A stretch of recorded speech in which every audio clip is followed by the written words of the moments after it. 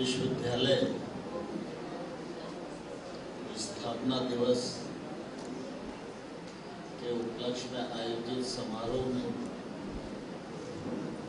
हम सबके मध्य विराजमान मध्य प्रदेश के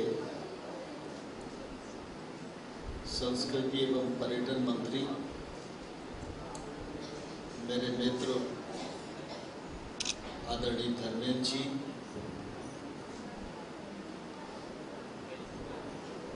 इस विश्वविद्यालय को जिन्होंने अपने कार्यकाल में सफलतापूर्वक उपयुक्त दिशा देने का काम किया, ऐसे विश्वविद्यालय के कुलगुरु माननीय श्री साहित्य कुमार नाहर जी आज के इस कार्यक्रम को और गरिमा प्रदान करने के लिए हम सब के मध्य विराजमान, जिनको पूरे देश में बहुत ही सम्मान और आदर के साथ सुना जाता है, जिन्हें भारत सरकार ने पद्मश्री सम्मान से सम्मानित किया है, ऐसी आदरणीय माननीय अवस्थी जी, आदरणीय राकेश कुशवाहा जी, आशुतोष जी, हम सब के चिर परिचित और आदर के केंद्र आदरणीय श्रीधर पड़णकर जी, आदरणीय यशवंत इंदापरकर जी, आदरणीय राम कुमार मिश्र जी, धर्मराज मिश्र जी, अशोक आनंद जी, करकरे जी और हमारे इस विश्वविद्यालय की भावी कुलगुरु आदरणीय स्मिता जी और विश्वविद्यालय परिवार के सभी सदस्यगण और उपस्थित पत्रकार मित्रों,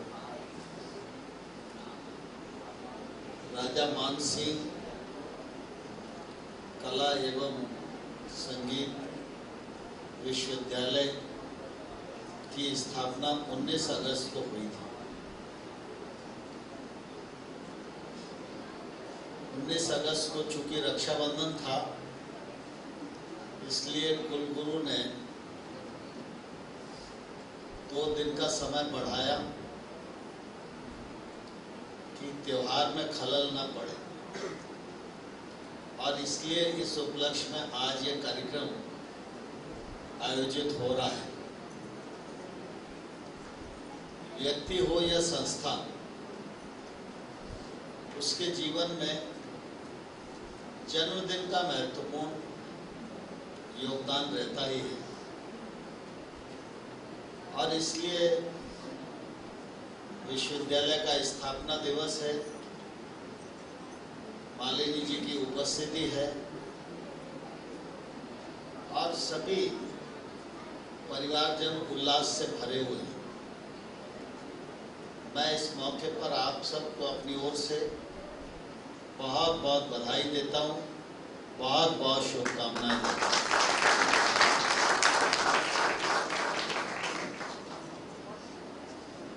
माननीय मंत्री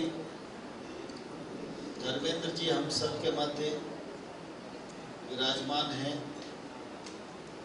वो बहुत ही योग्य और यशस्वी कार्यकर्ता हैं। वर्षों से हम लोग साथ काम कर रहे हैं।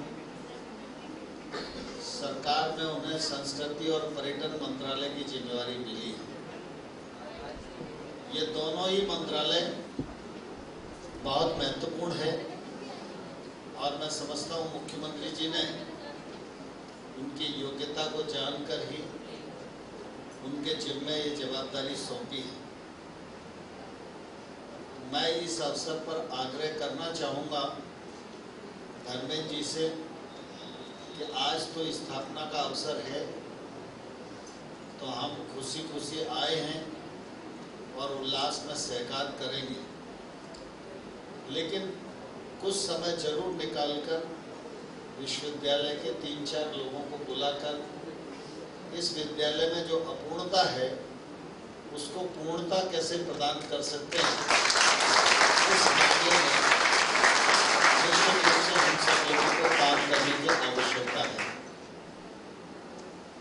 क्योंकि हम 16 साल पूरे कर चुके हैं।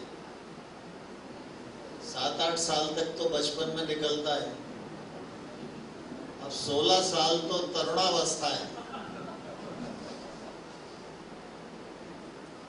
तो विश्वविद्यालय 16 साल में पूरे यौवन को प्राप्त करे, ये हम सब लोगों की अपेक्षा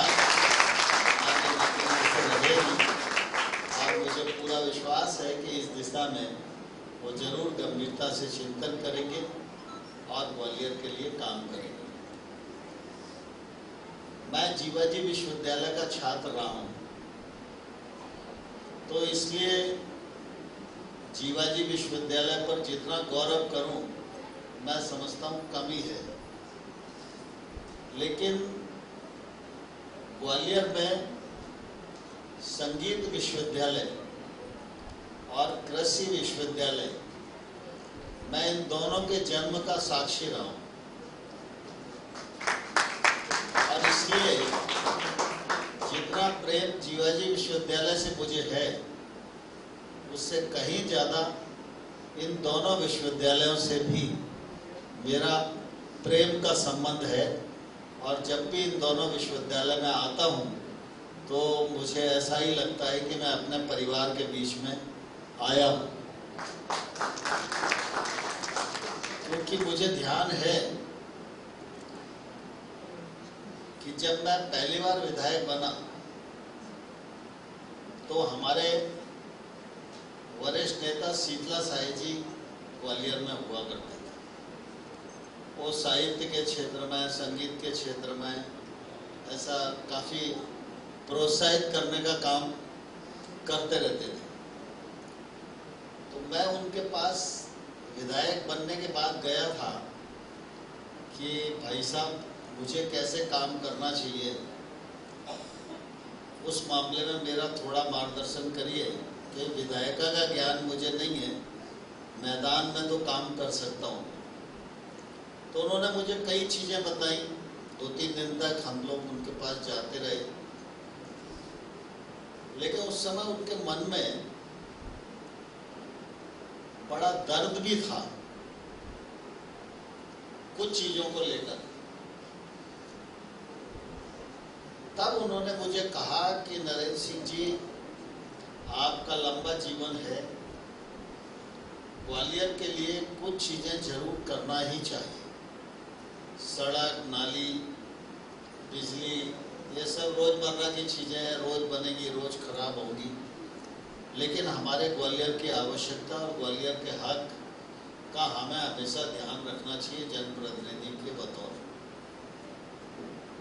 तब उन्होंने मुझे कहा कि ग्वालियर में एग्रीकल्चर कॉलेज मध्य प्रदेश का सबसे पुराना था, और इसलिए अगर मध्य प्रदेश में कभी एग्रीकल्चर यूनिवर्सिटी बनना थी तो वो ग्वालियर में बनना चाहिए थी, क्योंकि हमारे पास इंफ्रास्ट्रक्चर मौजूद था। लेकिन उन्होंने बहुत दर्द भरे स्वरों में कहा कि हमारी राजनीतिक ताकत कमजोर थी, इसलिए हम एग्रीकल्चर यूनिवर्सिटी ग्वालियर में नहीं बना पाए। फिर दूसरा उन्होंने मुझे कहा कि ऐसे ही संगीत विश्वविद्यालय का विषय, पूरी दुनिया में संगीत के मामले में ग्वालियर घराना मशहूर है।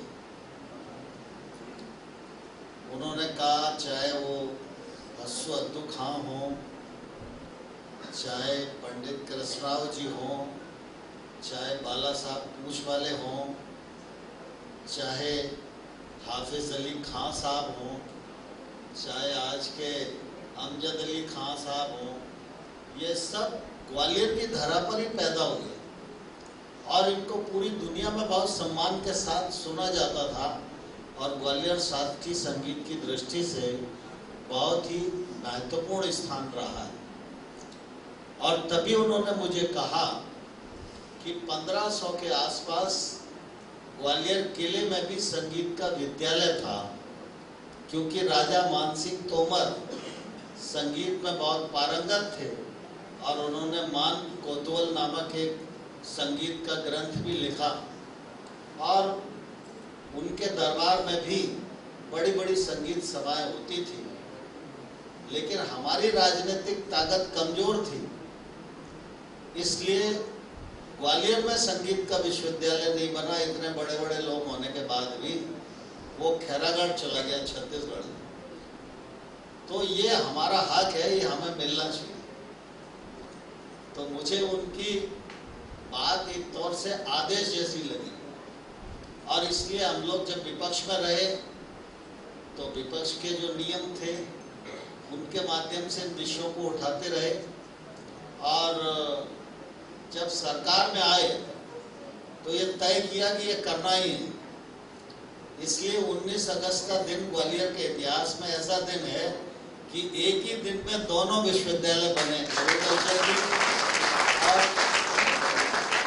संगीत विश्वविद्यालय की। और मुझे प्रसन्नता है कि दोनों विश्वविद्यालय आज बहुत अच्छे से काम कर रहे हैं। हम सब जानते हैं कि जीवन में शिक्षा का महत्व है, रोजगार का महत्व है, लेकिन जीवन में संगीत का भी महत्व है। जो लोग उस विधा को जानते हैं वो उस आनंद की अनुभूति कर सकते हैं। संगीत एक तौर से बड़ी साधना है, और साधना का मार्ग जो है महाविद्यालय और विश्वविद्यालय में से होकर ही प्रशस्त होता है। साहित्य कुमार नाहर जी ने इस विश्वविद्यालय में बहुत अच्छे से अपनी भूमिका का निर्वाह किया, और उन्होंने कई चीज़ों को नई दिशा देने की कोशिश की, आधारशिला को भी मजबूत किया, विश्वविद्यालय के व्याप्ति को भी बढ़ाया।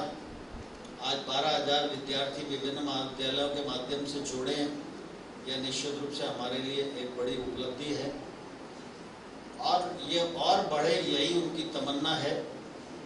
तो मैं समझता हूँ कि अब चूंकि उनका कार्यकाल पूर्णता की ओर है, स्मिता जी आएंगी, तो स्मिता जी को भी मैं शुभकामनाएं देता हूँ। और साहित्य कुमार नाहर जी अपना कार्यकाल पूर्ण कर रहे हैं, मैं उनकी सेवाओं का भी हृदय से बहुत बहुत अभिनंदन करता हूँ, और भविष्य के लिए उनको ढेर सारी शुभकामनाएं देता हूँ, और उनको अनुरोध करना चाहता हूँ कि आप जहाँ भी रहें, ग्वालियर और इस विश्वविद्यालय को अपने हृदय में स्थान बनाए रखें। यही हमारी प्रार्थना है। बहुत बहुत धन्यवाद, बहुत बहुत अभिनंदन।